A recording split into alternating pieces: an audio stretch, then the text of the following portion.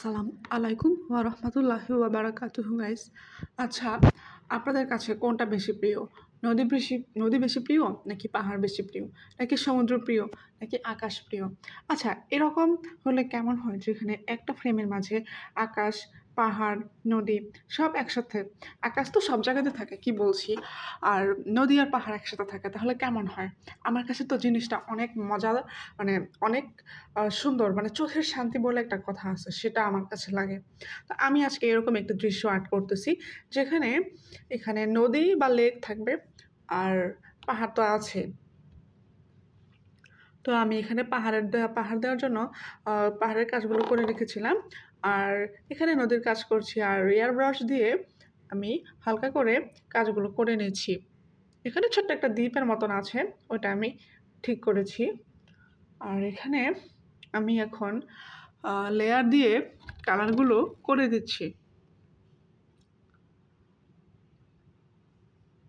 ভাবতেই কেমন লাগে না, পাহাড় নদী সব একসাথে। তো সেরকমই একটা দৃশ্য আপনারা দেখতে পাবেন, আর দৃশ্যটি দেখতে হলে পুরো ভিডিওটি দেখতে হবে, তাছাড়া কিন্তু দেখা যাবে না।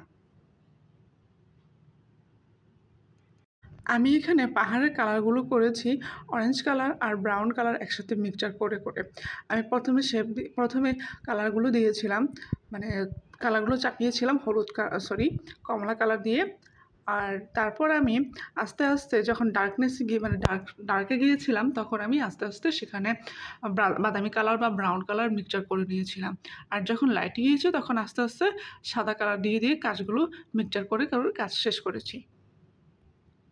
এগুলো কিন্তু বরফ।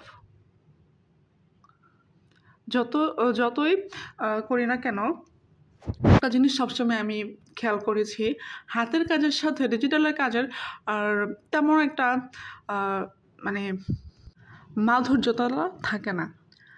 হাতের কাজে যেরকম একটা স্পেশালিটি থাকে, মনে হয় ডিজিটালের কাজটা আমার কাছে একটু কেমন যেন হাতের কাজ ছাড়া ছাড়া লাগে। যদিও সেটা হাতেই করা, কিন্তু ক্যানভাস তো না, সেটাই তো।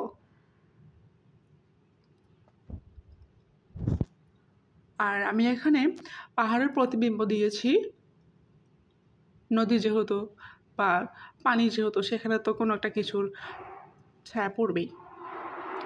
তো আমি এখানে পানির মাঝে হালকা কিছু যেসব জায়গায় ছায়া ছায়া হবে সেসব জায়গায় আমি ছায়া দিচ্ছি, আর আকাশের কালারটা আমি একটু দিচ্ছি আর কি। তো এই হচ্ছে আজকের দৃশ্য। আজকের মতন এখানে শেষ। তো আল্লাহ হাফেজ। আর ভিডিওটি ভালো লাগলে সাবস্ক্রাইব করতে ভুলবেন না যেন।